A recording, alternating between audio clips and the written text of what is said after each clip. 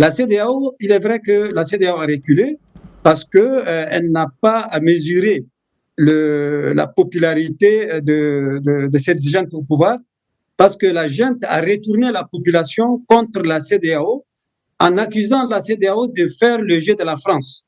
Et il est vrai que la France aussi pose un problème sérieux, non seulement au Niger, mais par rapport à ce qui se passe dans le nord du Tchad.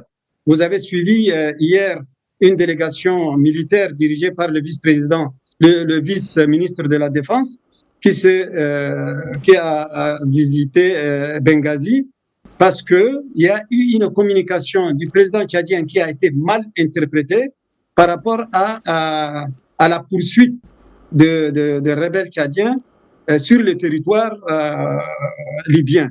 En plus de cela, la France a été accusée par Benghazi d'avoir survolé l'espace libyen.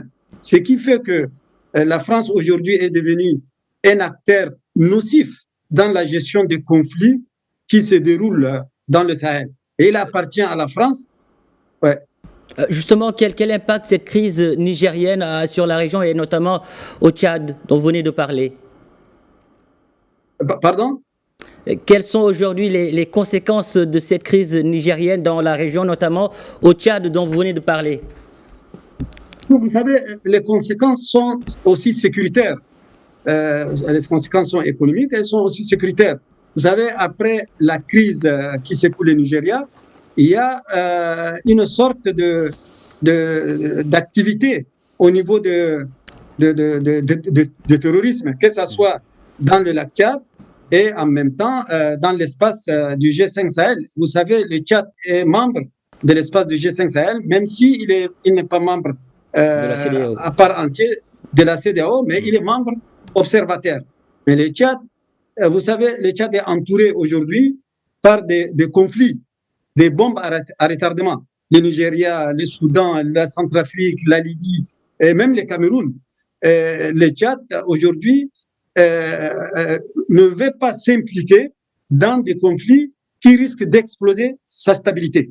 Et donc, aujourd'hui, on voit ce qui se passe au nord du Tchad avec l'incursion rebelle qui a causé plusieurs morts du côté des soldats tchadiens, et la communication du président Déby a été mal interprétée non seulement par les Tchadiens, en même temps par les Libyens qui ont appelé au secours la Russie parce qu'ils voient derrière le président Déby qui menace de poursuivre les rebelles tchadiens sur le sol libyen. Il y a la France qui survole l'espace libyen et elle transmet, selon les rebelles tchadiens et la Libye, elle transmet des informations à l'armée tchadienne.